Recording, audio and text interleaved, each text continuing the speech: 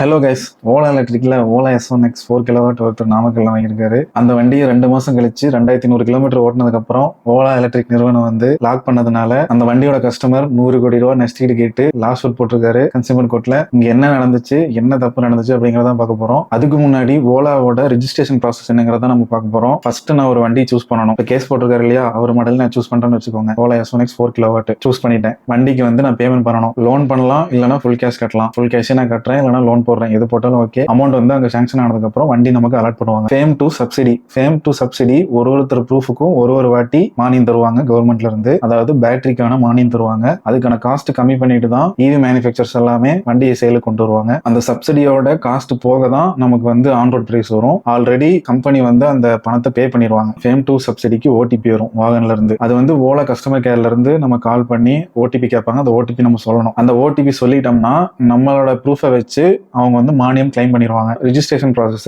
அதாவது நமக்கு நியரா இருக்க ஆர்டிஓக்கு நம்மளை கூப்பிட்டு நம்ம வண்டியை ரிஜிஸ்டர் பண்ணி வண்டியை மறுபடியும் ஓலா ஷோரூம்க்கே கொண்டு போயிருவாங்க. நம்ம கிட்ட தரமாட்டாங்க. நம்பர் பிளேட் வந்ததுக்கு அப்புறம் நம்பர் பிளேட்டை போட்டு தான் வண்டியை நம்ம கிட்ட ஹேண்ட் ஓவர் பண்ணுவாங்க. இதுதான் அவங்க ஃபாலோ பண்ற ரூல்ஸ் அண்ட் ரெகுலேஷன்ஸ். இப்போ எங்க மிஸ்டேக் நடந்திருக்குன்னா, வாகன் ஓடிபி இல்லாம ரிஜிஸ்ட்ரேஷன் ப்ராசஸ்க்கே போகாது. அதாவது இப்போ ரிஜிஸ்ட்ரேஷன் ப்ராசஸ்க்கே கொண்டு போக மாட்டாங்க. நாமக்கல்ல வண்டி வாங்கின கஸ்டமர் வந்து பிளிப்கார்ட்ல ஆர்டர் போட்டிருக்காரு. ஷோரூம்ல வண்டி வாங்கிக்கோன்னு சொல்லியிருக்காங்க. ஷோரூம்ல போயிட்டு வண்டியை ரெஜிஸ்ட்ரேஷன் பண்ணி ஹேண்ட் ஓவரும் பண்ணிட்டாங்க போல. இதுல வந்து நடுவில் இருக்க ஸ்டெப் ஓடிபி, வாகன் ஓடிபி வந்து சொல்லணும். ஃபேம் டு சப்சிடி கிளைம் பண்றதுக்காக யார் வண்டி வாங்குறாங்களோ அந்த ப்ரூஃபை வச்சு அவங்க சப்சிடி கிளைம் பண்ணிக்குவாங்க. அப்படிதான் அவங்களுக்கு அமௌண்ட் வரும் கவர்மெண்ட்ல இருந்து. இந்த ஓடிபி வாங்காமையே வண்டி டெலிவரி கொடுத்துருக்காங்க. டெலிவரி கொடுத்து 2 மாசம் 2100 கிலோமீட்டர் ஓட்டி இருக்கிறதா அவரே சொல்றாரு. ஓலா எலக்ட்ரிக் கம்பெனில இருந்து கால் பண்ணாங்க. ஃபேம் டு சப்சிடிக்கான ஓடிபி கேட்டாங்க. நான் வந்து கொடுக்கல அப்படின்னு சொல்றாரு. நான் கொடுக்காதனால வண்டியை லாக் பண்ணிட்டதாகவும் சொல்றாரு. இப்ப இதுக்காக தான் அவர் வந்து 100 கோடி ரூபாய்க்கு லாஸ் போட்டிருக்காரு. இதே மாதிரி பாதிக்கப்பட்டிருப்பாங்க மக்கள் என்ன மாதிரி. அவங்களுக்காகவும் சேர்த்து நான் நஷ்டீடா 100 கோடி ரூபா கேட்டிருக்கேன் அப்படின்னு சொல்லி கேஸ் போட்டிருக்காரு. இப்போ எங்க மிஸ்டேக் ஆயிருக்குன்னா, ஓலாவோட வெப்சைட்ல நீங்க ஆர்டர் போட்டீங்கன்னா வாகன் ஓடிபி வாங்கிட்டு தான் ரிஜிஸ்ட்ரேஷன் ப்ராசஸ்க்கே போகும். அதுக்கு மேலதான் அவங்க வந்து வண்டி டெலிவரி பண்ணுவாங்க. அதுக்கு மேலதான் நம்ம வண்டி வாங்கி ஓட்ட முடியும். பிளிப்கார்ட், அமேசான்ல ஆர்டர் போடுற ஓலா வண்டிக்கெல்லாம் அவங்க வாகன் ஓடிபி வந்து வெரிஃபை பண்ணாமே கொடுத்தாங்களா இல்ல என்னன்னு தெரியல. எத்தனை வண்டி கொடுத்தாங்கன்னு எனக்கும் தெரியல. நாமக்கல் மாவட்டத்துல மட்டும்தான் அப்படி பண்ணிருக்காங்களான்னு தெரியல. ஏன்னா நம்ம இப்படி வச்சுப்போம், ஒரு 1000 வண்டி வந்து ஓடிபி வாங்காமே அவங்க கொடுத்துட்டாங்க. அதாவது ஃபேம் டு சப்சிடி ஓடிபி வாங்காமே கொடுத்துட்டாங்க. அந்த வண்டி வாங்கினவங்க எல்லாம் ஓட்டிட்டு இருக்காங்க. 2 மாசம் ஆச்சு. போன் பண்ண ஆன்சர் பண்ண மாட்டேங்கிறாங்க. ஓடிபியும் சொல்ல மாட்டேங்கிறாங்க. இப்போ ஓலா மாதிரி இருக்க இவி ஸ்கூட்டர்ஸ் கம்பெனி எல்லாம் வண்டி வாங்குறவங்களோட ப்ரூஃபை வச்சுதான் கவர்மெண்ட்ல மானியம் திருப்பி அவங்க வாங்க முடியும். அதாவது மானியத்தை கழிச்சுட்டு தான் நமக்கு ஆன் ரோட் பிரைஸ் கொடுக்குறாங்க. சோ இப்ப கம்பெனி தான் லாஸ்ல இருக்குது. அந்த ஓடிபி வரலினா இப்போ இந்த மாதிரி ஒரு கஸ்டமர் வந்து ஓடிபி கொடுக்கல. இப்ப கம்பெனி சைடு பாத்தீங்கன்னா அவங்களால எப்படி அந்த ஓடிபியை வாங்க முடியும்? அவங்களுக்கு 2 ஆப்ஷன் இருக்கு. முதல் ஆப்ஷன் என்னன்னா, இதுக்குன்னு தனியா ஒரு டீம் ஆர்கனைஸ் பண்ணி யார் யாரெல்லாம் ஃபேம் டு சப்சிடி ஓடிபி சொல்லாம வண்டி ரோட்ல ஓட்டிட்டு இருக்காங்களோ அவங்களெல்லாம் நேர்ல போய் பார்த்து ஓடிபி வாங்கிட்டு வரணும். அதுக்கு ஒரு டீம் ஆர்கனைஸ் பண்ணணும். அப்படி இல்லையா, வண்டி லாக் பண்ணி வச்சுட்டு நீங்க அந்த வண்டியை யூஸ் பண்ண முடியாத மாதிரி பண்ணணும். இப்ப நீங்க அந்த வண்டியை யூஸ் பண்ணணும்னா நீங்க ஓடிபி சொல்லுங்கன்னு சொல்லி ஓடிபி வாங்க முடியும். பிகாஸ் கஸ்டமர் ஓடிபி சொல்லினா கம்பெனிக்கு தான் லாஸ். இது வந்து ஓலா கம்பெனிக்கு மட்டும் இல்ல, எல்லா ஃபேம் டு சப்சிடிக்கு அண்டர்ல வர எல்லா 2 வீலர்ஸுக்கும் சரி, 3 வீலர்ஸுக்கும் சரி, 4 வீலருக்கும் சரி, கஸ்டமர் ஆகிய நீங்கள்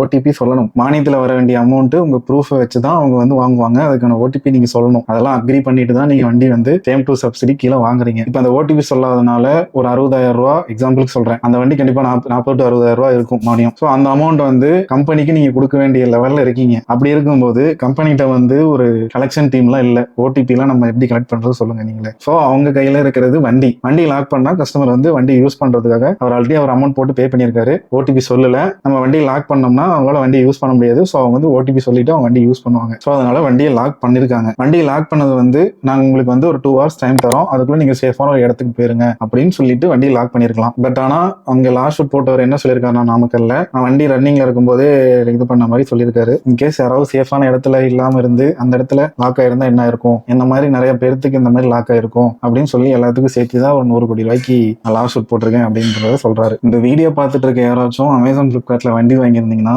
இன்னும் ஓடிபி சப்மிட் பண்ணாம இருக்கீங்கன்னா, ரூல்ஸ் அண்ட் ரெகுலேஷன் படி நீங்க கண்டிப்பா கொடுத்துதான் ஆகணும். ஓடிபி ஃபேம் டு சப்சிடி கிடைக்கிறதுனாலதான் உங்களுக்கு வந்து 40% வண்டி விலை கம்மியா கிடைக்குது. உங்க ப்ரூஃப் வச்சுதான் இவி கம்பெனிஸ் வந்து கவர்மெண்ட் கிட்ட இருந்து பணம் வாங்க முடியும். ஃபேம் டு சப்சிடியே ஒரு ப்ரூஃபுக்கு ஒரு வண்டி தான் நீங்க வாங்க முடியும். அந்த ரூல்ஸுமே இருக்கு. தெரியாம இருந்தா தெரிஞ்சுக்கோங்க.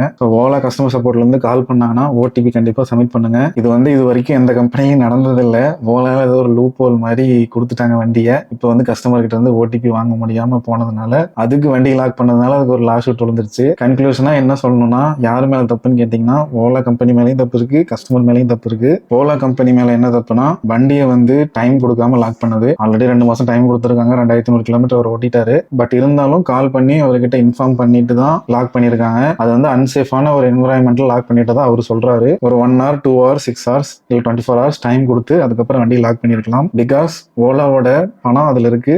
முழுசா அந்த வண்டிக்கு நீங்க இன்னும் சொந்தமாகல. ஏன்னா அந்த ஓடிபி நீங்க கொடுத்தீங்கன்னா தான் அந்த வண்டி முழுசா உங்களுக்கு சொந்தமாகும். மானியம் வந்து கஸ்டமர் சைடு என்ன மிஸ்டேக்னு சொல்லலாம்னா ஓடிபி சொல்லல. ஃபேம் 2 சப்சிடி உங்களுக்கு வரனாலதான் வண்டி சீப்பா கிடைக்குது. 40% சீப்பா கிடைக்குது. உங்க ப்ரூஃபை வச்சுதான் அந்த ஃபேம் 2 சப்சிடி கிளைம் பண்ண முடியும். யார் வண்டி எடுக்கிறாங்களோ அந்த ப்ரூஃபை வச்சுதான் கிளைம் பண்ண முடியும். அது ப்ரூஃபை மிஸ்யூஸ் பண்ணிடக்கூடாதுன்னு தான் அவங்க ரிஜிஸ்டர்டு நம்பருக்கு வந்து ஓடிபி வருது. அந்த ஓடிபி வந்து நீங்க சொன்னீங்கன்னா தான் அவங்க அங்க போட்டு கிளைம் பண்ணிக்க முடியும். வாகன் போர்ட்டல்ல தான் அவங்க வந்து சப்சிடி கிளைம் பண்ணுவாங்க. ஓலான்னு இல்ல, எந்த ஃபேம் 2 சப்சிடி கிளைம் பண்றதா இருந்தாலும் இந்த ப்ராசஸ் தான். சோ இங்க கஸ்டமர் சைடு ஓடிபி சொல்லாததும் தப்பு தான். இப்போ வரைக்கும் வெளியே நியூஸ் என்ன வந்திருக்குன்னா, நாமக்கல்ல ஒரு வண்டி இந்த மாதிரி கொடுத்துருக்காங்க ஓடிபி வாங்காம. இந்த மாதிரி எத்தனை வண்டி இந்தியா ஃபுல்லா கொடுத்துருக்காங்கன்னு எனக்கு தெரியல.